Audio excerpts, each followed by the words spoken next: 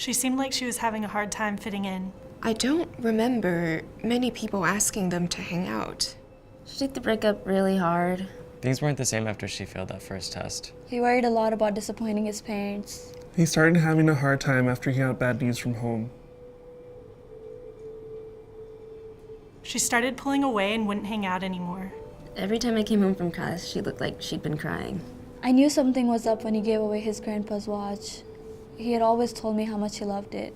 I was worried about him because he hardly ate and was always sleeping. They even stopped doing the things they loved. She started drinking almost every day. He even tried to sell some of his stuff.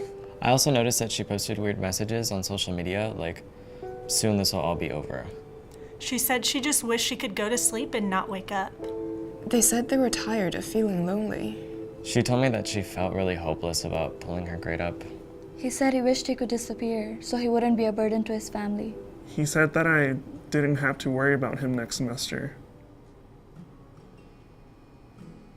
I was always taught to mind my own business. Everyone is stressed when they start college, right? A couple times, I almost tried to talk to them, but didn't because I figured someone else would. I did wonder if I was making too big of a deal of it. I didn't want to offend her. I didn't know what to do or how to help her.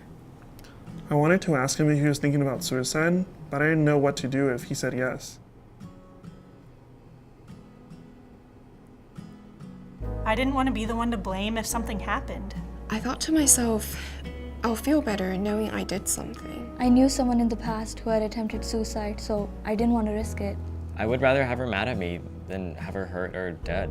Even though I didn't know what to do, I knew I had to do something because I really cared about her. I kept thinking, what if it were me? I'd want a friend to do something. So I asked him, "Are you thinking about suicide?" She said yes.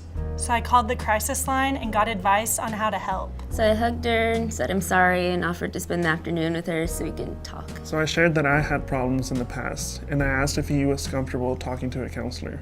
We talked about who could be helpful for extra support for them and decided to call their family and tell them what's been going on. The more we talked, the more concern she shared for her safety, so we agreed to get the residence hall advisor involved. To help a friend with thoughts of suicide, follow 3 important steps. Recognize when they're having thoughts of suicide and respond.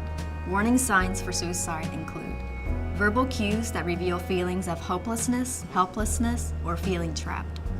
Withdrawal, isolation, changes in mood, changes in sleep patterns, changes in substance use, alcohol or other drugs, giving important possessions away, looking for and obtaining the necessary items to attempt suicide, talking about death or dying if out of the ordinary.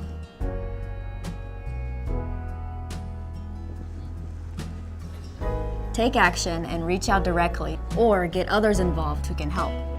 Ask directly about suicide. Express concern. Listen with empathy and no judgment. Remind them that help is available. Remind them that they're not alone.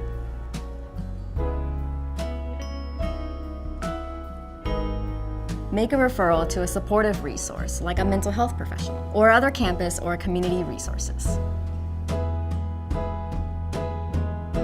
In Texas, we're all in this together.